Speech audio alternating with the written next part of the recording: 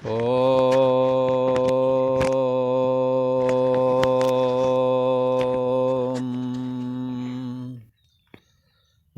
गुरु ब्रह्मा गुरु विष्णु गुरुदेव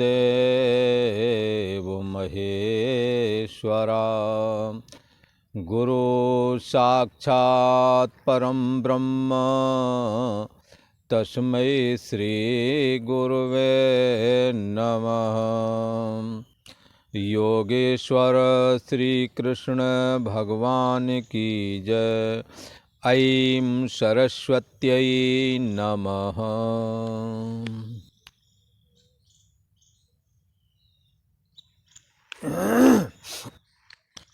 पूर्व का प्रसंग चल रहा है। परमात्मा श्री कृष्ण अर्जुन के प्रति कहते हैं, मुझे प्राप्त करने के लिए साधक को अनन्य चेता होना चाहिए। आ माने नहीं, अन्न माने दूसरा। उसके विचार की दृष्टि से एक परमात्मा श्री कृष्ण के अलावा और कोई दूसरा देव नहीं है, ऐसा होना चाहिए। तो कोई कहेगा कि महाराज देवता तो बहुत हैं, पंच देवों की उपासना भी प्रचलित है, आप ऐसा कैसे कह सकते हैं कि दूसरा नहीं है? यदि ऐसा कोई कहे तो उसे समझना चाहिए परम ब्रह्म परमात्मा एक ही है। एको देवा सर्वभूतेषु गूढ़ा सर्वव्यापी सर्वभूतांतरात्मा।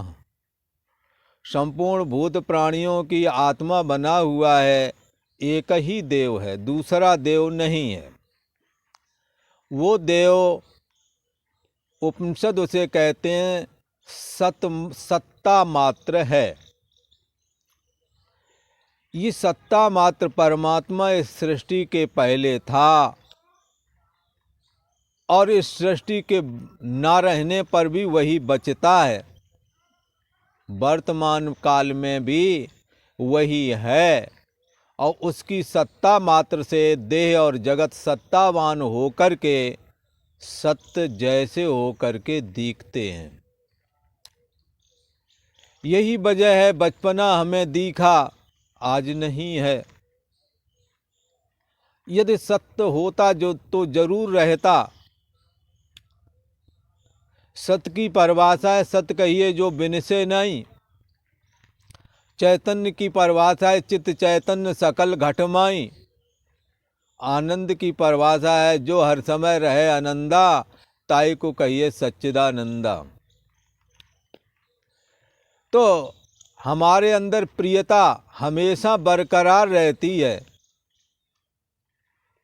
ये प्रियता कभी जाती नहीं है।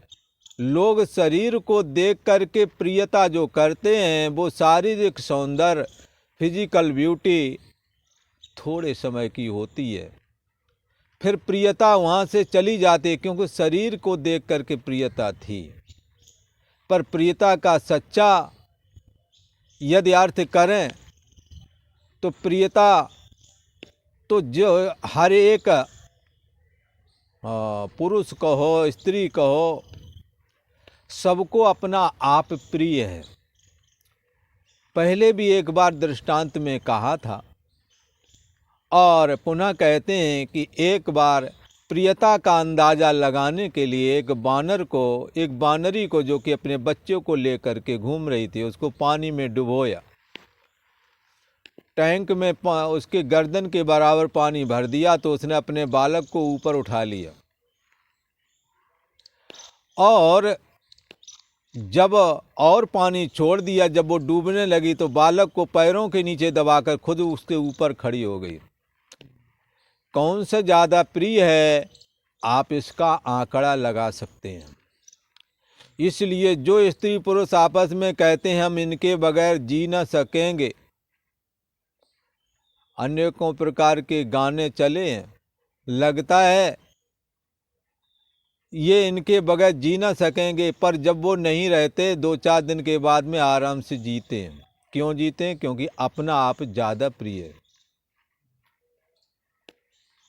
हमें वृद्धावस्था वाला शरीर हम लोगों के जब हो जाते हैं, जब असहाय हो जाते हैं, कोई हमें देखना पसंद नहीं करता, बैठना साथ में पसंद नहीं करता, बात करने के लिए बुजुर्ग लोग, उन्हों की आंखें बेताब रहती हैं कि कब हमारे पोते अथवा हमारा बेटा आए तो ये एक दो बातें ही हमसे पूछ ले, पर नहीं पूछ पाते हैं कई लोग। कई को तो लगता है जब देखो खुल्ल खुल्ल करते हैं, उन्हों के प्रति प्रियता नहीं लगती है, जबकि वृद्ध पुरुष जो है उसे मोह के अधीन हो, उसे बालक भी प्रिय लगते हैं और परिवार के लोग भी प्रिय लगते हैं। पर वही शरीर जब वृद्ध हो जाता है तब वो वाली प्रियता नहीं रह जाती, पर अगले से पूछो कि वो कितना अप्रिय हो गया। ये प्रियता ही आनंद का उपलक्षण है। ये प्रियता आनंद की झलक रही है। जब शरीर उस तरह का नहीं दिखता तो वो आनंद भी नहीं आता है, लिहाजा लोग कुछ बचते हैं। और ये चैतन्यता तो सदा, जिसका कभी ज्ञान का अभाव ना हो उसको चैतन्य कहते हैं। बचपन जवानी बुढ़ापे के होना ना होना को और बुद्धि की द्वारा जो गहन विषय का चिंतन पहले करते रहे, अब जब विचारते हैं तो बुद्धि वैसी काम नहीं करती जैसा कि पहले। तो बुद्धि जिसको आप चैतन्य मानते थे उसकी जड़ता अब नहीं पकड़ में आती। ये बात आप जानते हैं। तो बुद्धि को ज्ञान का ज्ञान विज्ञान में है, ज्ञान स्वरूप ऐसा करके मान के चलते रहे, उसकी भी जड़ता को हमारे द्वारा जाना गया। तो कौन चैतन्य हुआ? चित्त चैतन्य सकल घटमाई, हर समय चैतन्य रहता है। वही सब चेतनों का एक चेतन है। चेतनस चेतना नाम एको बहु नाम। बहुतों के अंदर जो मैं हूँ निकल रहा है, इस मैं हूँ को मैं जानता हूँ, पर सारे मैं हूँ को कौन जानता है? जो जानता है वही ब्रह्म है, वही परमात्मा है। तद विजिज्ञासु, उसको जानना चाहिए। कैसे जानूं? तपसा ब्रह्म विजिज्ञासु, तपस्या के द्वारा जाने। क्या तपस्या है? तपस्या ये है कि हम उपनिषद वाक्यों के तात्पर्य का निश्चय करके श्रवण करें। संपूर्ण शास्त्रों का अभिप्राय एक अद्वैत परमात्मा की समझाने में है, उसके अलावा दूसरा नहीं, ये बात बताने में है। कई लोग जीव को सत्य मानते हैं, प्रकृति को सत्य मानते हैं, ईश्वर को सत्य मानते हैं, पर सत्य तो एक ही है। वेद वचन को भी वो स्वीकार, वेद की तो दुहाई देंगे पर वेद वचन नहीं स्वीकार कर पाते, त्रैतवाद लेके चल रहे हैं। शास्त्र कहता सदैव सौम्य इदम अग्रे आसीत एकमेव अद्वितीयम ब्रह्म, एक शतरूप परमात्मा ही है, शास्त्र ऐसा कहता है और एक ही है। तो शास्त्र जैसा कहता है वैसा समझो ना। आप अलग से दिमाग क्यों लगा रहे हो?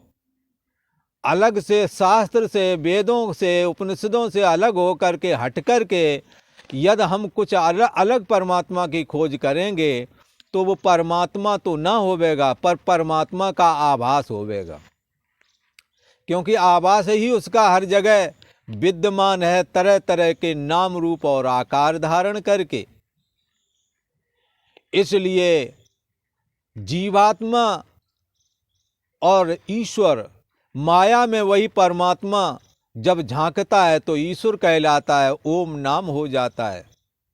मन में वही परमात्मा झांकता है तो जीव हो जाता है। और माया से, समष्टि माया ईश्वर का अंतःकरण है, उससे जो झांकता है परम ब्रह्म परमात्मा, यही जो बुद्धि देश का साक्षी, तब उसको ईश्वर बोलते हैं। किसको? उसी बुद्धि देश के साक्षी को, उसी अंतर्यामी आत्मा को।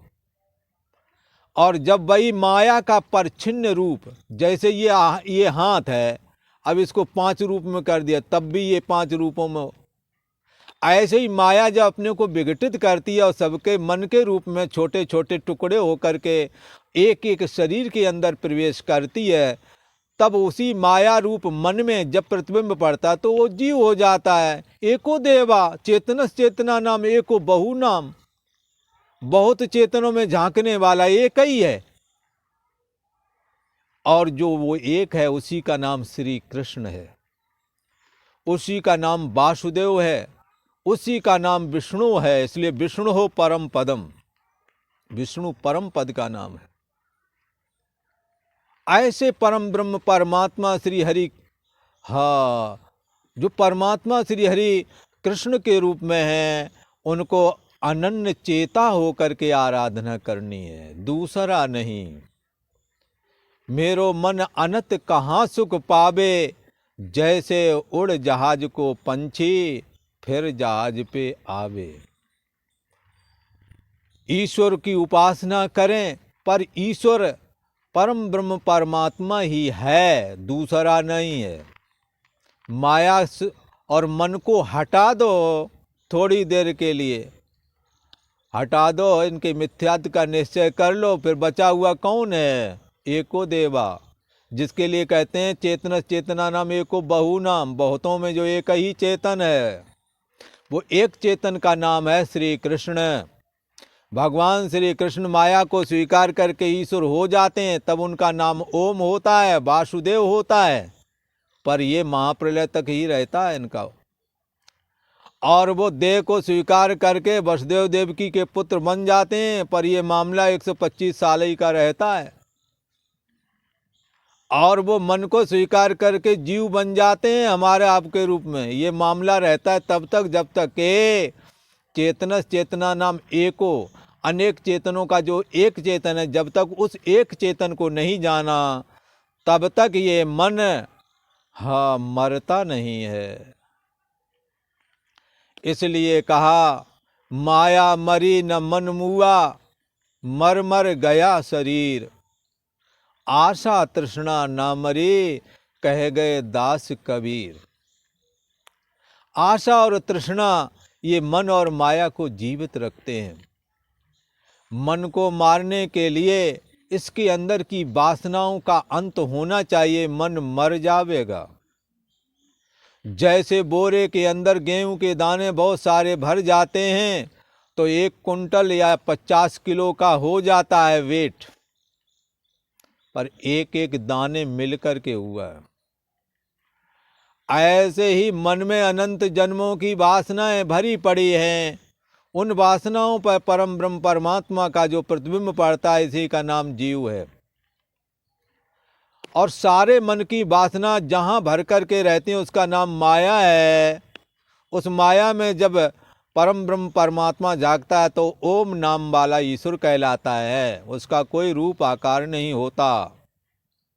पर सतोगुण जब अपने में प्रकट करता तो विष्णु हो जाता है, और रजोगुण को प्रकट करता है तो ब्रह्मा हो जाता है, और तमोगुण को अपने में प्रकट करता है तो वही रुद्र होकर के दिखता है। वही परम ब्रह्म परमात्मा, निर्गुण निराकार परम ब्रह्म, जो सत्ता मात्र है, जिसकी है और जानना पना के रूप में हमारे आपके अंदर अभिव्यक्ति हो रही है, जो कि हमारी बुद्धि का, हमारे परिच्छिन्न व्यक्तित्वपना का आश्रय और प्रकाशक भी है।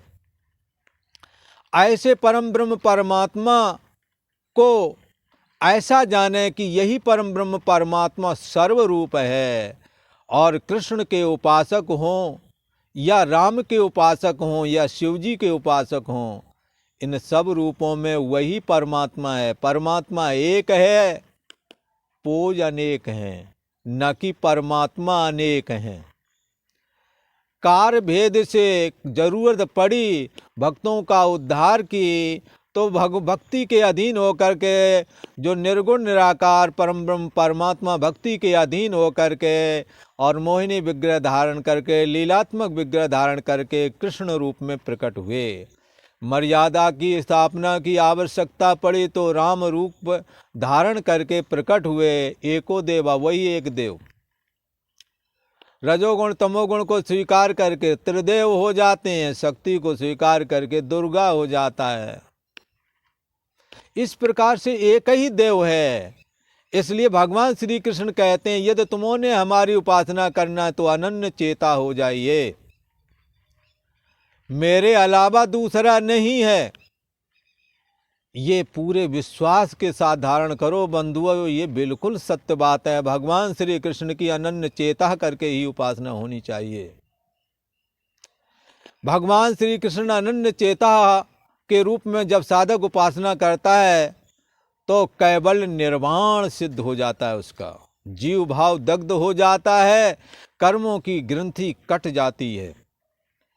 इसलिए भगवान श्री कृष्ण ने इसी गीता में एक जगह कहा, मर्तः परतरम नान्यत किंच दस्त धनंजया, क्योंकि भगवान श्री कृष्ण के अलावा और कुछ भी नहीं है। जैसे धागे की माला बनाए और तो धागे की ही उसकी मणियां होती हैं, तो धागे के अलावा कुछ ना हुआ। ऐसे है ये जग हरि का रूप है, ये संपूर्ण जगत परमात्मा ने बनाया। ये सारा जगत बनाया भी, स्वयं प्रवेश भी कर गया। बनने वाला बनाने वाला सब स्वयं आप ही है। आप ही नदिया, आप किनारा, आप ही खेवन हारा। ऐसा समझ करके हमने भगवान श्री कृष्ण के अनन्य भाव से उपासना करनी है। ऐसा यदि हम कर सके तो भगवान श्री कृष्ण कैवल्य निर्वाण दे देते हैं। ये वो एक ही देवा, वो जो एक देव की बात कहते हैं, जिसको उपनिषद कहता सदैव सौम्य इदम अग्रे आसीत एकमेव अद्वितीयम ब्रह्म। सृष्टि से पहले एक अद्वितीय सतरूप परमात्मा ही था, वही है भगवान श्री कृष्ण। महिमा देखो, वो देव को स्वीकार करके हम लोगों को अनन्य चेता होने की कैसी बढ़िया उन्होंने बात बताई कि मत्ता परतम नान्यत, मेरे अलावा या मेरे से पर कुछ भी नहीं है। भगवान श्री कृष्ण कहते हैं, अनन्य चेता होकर के जो हमारी उपासना करता है उसके लिए मैं सुलभ हो जाता हूँ, क्योंकि एक से ही अनेक हुए हैं और अनेक कोई अलग अलग मैटर ला करके बनाया हो, मटेरियल ला करके, ऐसा नहीं, स्वयं बन गया है। रामचरितमानस यदि पढ़ते हो तो आप देखना वहाँ जाके, सृष्टि बनाई त्रिविध बनाई, संग सहाय न दूजा। दूसरा था ही नहीं कोई, तब दूसरा अगर कोई आ गया तो कौन है? वही है। उसके अलावा सब नासवान है, क्षणभंगुर है, दुख रूप है, चाहे फिर वो ब्रह्मलोक ही क्यों न हो। भगवान श्री कृष्ण ने कहा, आप ब्रह्म भुवनान लोका पुनरावर्ती नोर्जुना। यहाँ से लेकर ब्रह्मलोक पर्यंत संपूर्ण जो लोक हैं वो आवा और गमन वाले हैं, जन्म मृत्यु वाले हैं।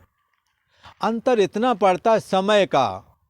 ब्रह्मलोक का एक दिन मृत्युलोक में बराबर 1000 बार चतुर्युगी बीत जाए, इतना अंतर पड़ता है बंधुओं।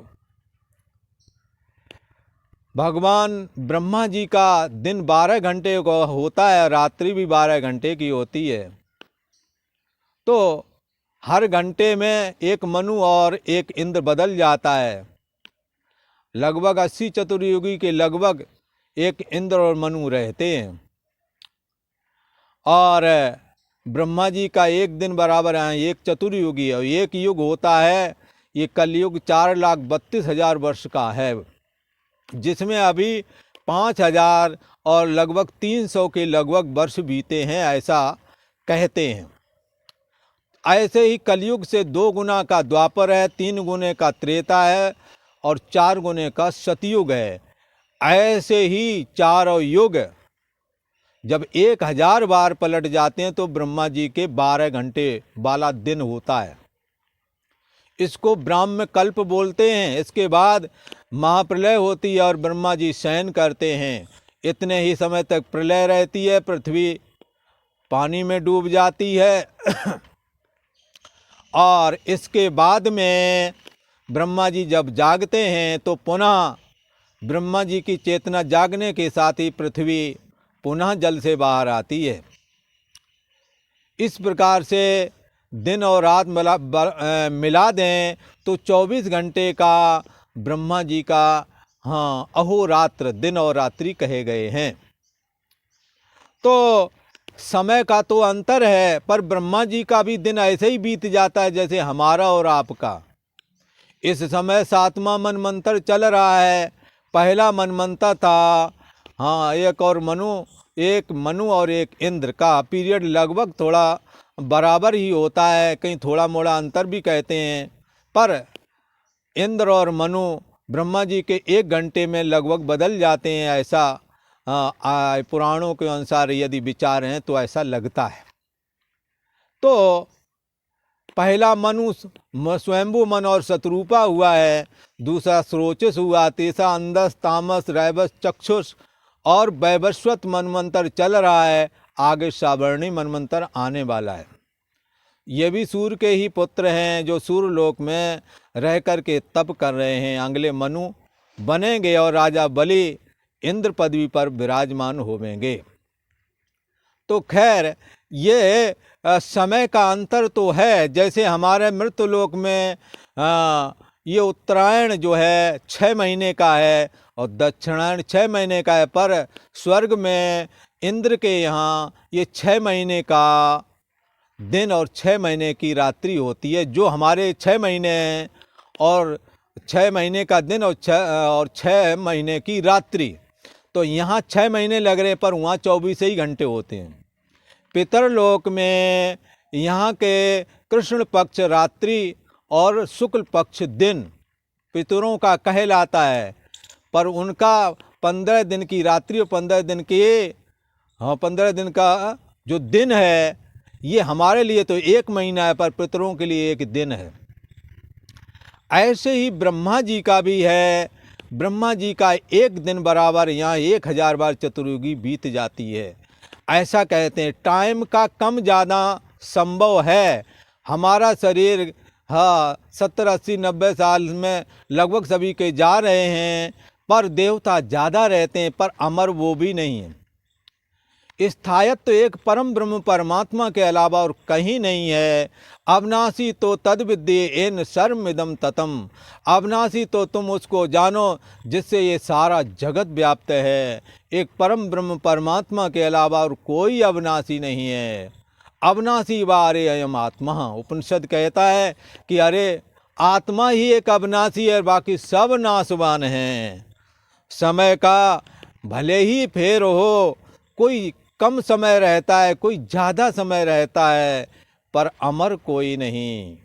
सबका एक दिन अंत आता है, पर अंत आने से पहले इह चेदेवेदी अथ सत्यमस्ति ही।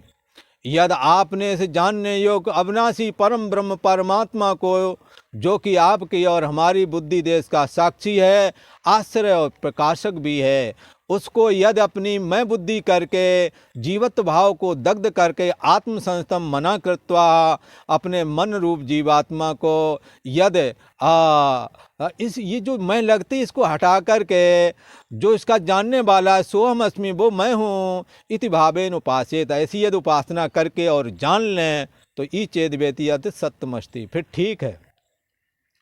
ना चेद वेदि ही अत महती विनष्टि। यदि तुमने उसको जानने योग परम ब्रह्म परमात्मा को नहीं जान सके तो आपने महान हानि कर ली है। इसलिए एक परम ब्रह्म परमात्मा ही है, दूसरा नहीं। वही माया को स्वीकार करके ईश्वर हो जाता है, तब उसका नाम ओम होता है। और वही मन को स्वीकार करके जीव हो जाता है, तब हमारे और आपके रूप में स्त्री पुरुष के रूप में दिखता है। एको देवा, एक ही देव है, इसलिए अनन्य चेता होकर के उपासना संभव है। ऐसा नहीं समझना कि अनन्य चेता नहीं हुआ जा सकता। आ माने नहीं, अन्न माने दूसरा। हमारी चेतना में उस परमात्मा के अलावा दूसरा ना हो तो अनन्य चेता हो गई। इसी को अनन्य भक्ति कहते हैं। भगवान की आराधना अनन्य भाव से करना चाहिए। जिसका जो उपासक हो उसको अनन्य भाव से उपासना करनी चाहिए कि उसके अलावा और दूसरा नहीं है। ऐसा करने से उपासना सिद्ध हो जाती है और कैवल्य निर्वाण भी सिद्ध हो जाता है, ऐसा कहा। भगवान श्री कृष्ण कहते हैं, ये गीता का 8वां अध्याय है और 17वां श्लोक है। क्या कह रहे हैं? भगवान श्री कृष्ण कहते हैं कि देखो, ये सारे काल से अंत, काल के द्वारा सबका अंत आता है, पर मैं सबका आश्रय और प्रकाशक हूँ, मेरा अंत कभी नहीं आता। क्यों नहीं आता? क्योंकि मैं अविनाशी हूँ। क्यों नहीं अंत आता? क्योंकि मैं कालातीत हूँ, काल से भी अतीत हूँ। मन के तल पर और माया के तल तक ही काल है और परम ब्रह्म परमात्मा मन और माया से परे है। इसलिए मैं अविनाशी हूँ। काल के द्वारा जो ब्रह्म लोग अमर मानते हैं उसका भी अंत हो जाता है। काल के सब अधीन है पर मैं कालातीत हूँ, ऐसा कहा। भगवान श्री कृष्ण कहते हैं, सहस्र युग पर्यंता महर यद ब्रह्मणो विदु रात्रिम युग सहस्रांताम ते हो रात्रि विदो जना।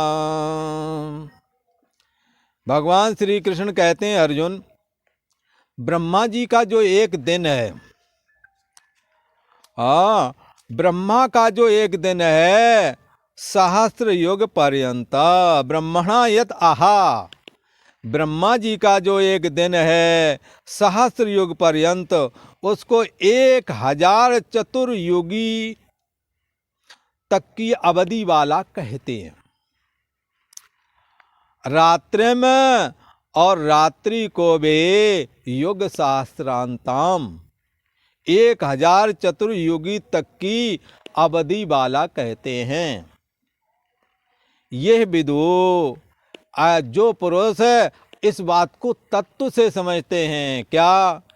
अविनाशी आत्म अचल। अविनाशी तो ये अंतर्यामी आत्मा ही है, सो प्रभु और नहीं। वो परम ब्रह्म परमात्मा कहीं दूसरी जगह नहीं, वो तुम्हारे ही अंदर है।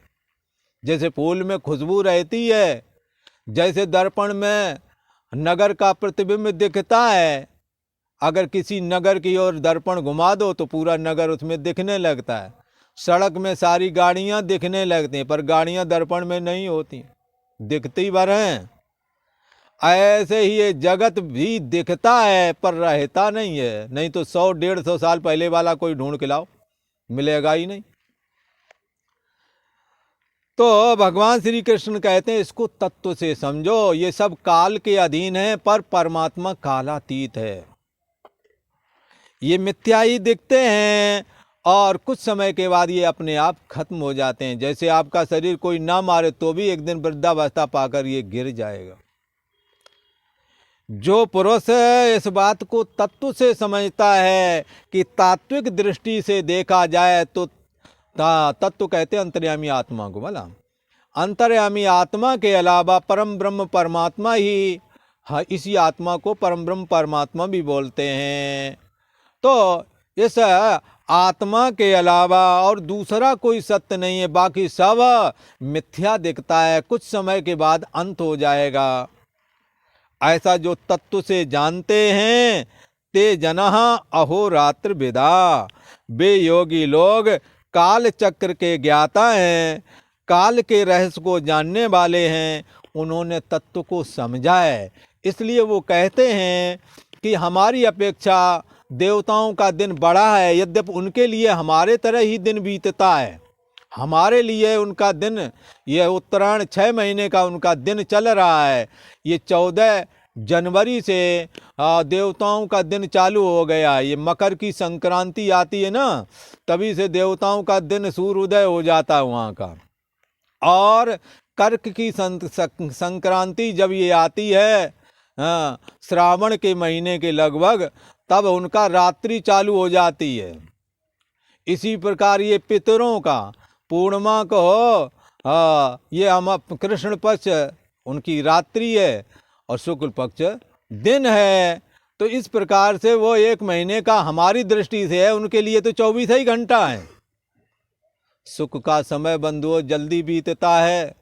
हमारे 6 महीने उत्तरायण और दक्षिणायन वाला पूरा वर्ष 1 साल देवताओं का 1 दिन है, पर उनका ये पूरा वर्ष ये जैसे हमारा दिन बीत जाता है ऐसे उनका भी बीत जाता है। हमारी दृष्टि से तो वो लंबा है, पर उनकी दृष्टि से यदि देखो तो स्वर्ग में ये 1 साल कब बीत गया पता ही नहीं लगेगा उनके, चूंकि वहाँ तो 24 ही घंटे हैं ना वो।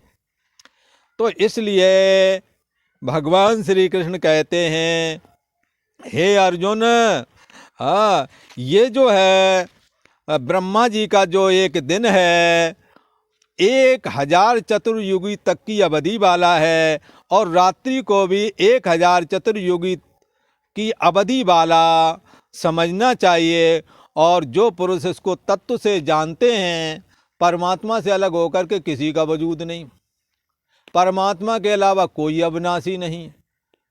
हाँ, इस रहस्य को जो जानता है ते जनः अहोरात्र विदा।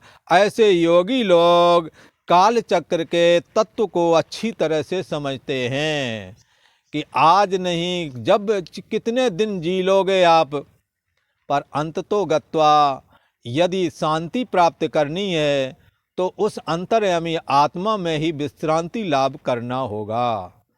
अज्ञान रहित उपलक्षित आत्मा जो हमारा आपका अस्तित्व है, जिसकी है और जाननापना करके अभिव्यक्ति होती है, उसको सोहम भावेन उपासयेत, उसको मैं ही हूँ ऐसा करके हमें उपासना करनी है। हाँ, तब ही हमें शांति मिलेगी। इसलिए यो वा एतद् अक्षरम गार्गे विदित्वा अस्मात् लोकाति प्रयति स ब्राह्मणः, जो इस लोक से इस अक्षर परम ब्रह्म परमात्मा को जान करके जाता है, ऐसा ब्राह्मण वो ब्राह्मण कहने योग्य है। वरना नहीं जान के गया तो कहते महती विनष्टि। जो इसको नहीं जान सका तो मानव जीवन का प्रयोजन क्या है? इसी परम ब्रह्म परमात्मा को जानना। तो हमने अपनी सारी एनर्जी जानने के लिए लगानी है। परमात्मा श्री कृष्ण के अनन्य चेता भाव से, अनन्य भक्ति भाव से हमने उपासना करनी है, दूसरा नहीं। हाँ, एक परम ब्रह्म परमात्मा ही है। सो ये कृष्ण उपासक हैं, वो ऐसा भाव रख सकते हैं कि भगवान श्री कृष्ण ही सर्वरूप हैं, या उनके अलावा कोई दूसरा नहीं। शिव वाले भी यही भाव रख सकते हैं कि शिव जी के अलावा दूसरा नहीं, क्योंकि ये शिव जी के पोज, ये ईश्वर के पोज हैं, जिसका कोई रूप आकार नहीं है। वही कार्य भेद से किसी कारण अपना रूप और आकार ये धारण किए हैं, और कार्य सिद्धि के बाद अदृश्य हो जाते हैं। पर पंच देवों की जो उपासना है, प्राय करके ईश्वर इन 5 रूपों में, ये परम ब्रह्म परमात्मा 5 रूपों में प्रकट हुआ है, ऐसा शास्त्रों का मत है, विद्वानों का मत है। तो हमने अनन्य भक्ति योग से ही जो भी तुम्हारा आराध्य देव हो, उसकी अनन्य भक्ति योग के द्वारा हमें उपासना करनी चाहिए।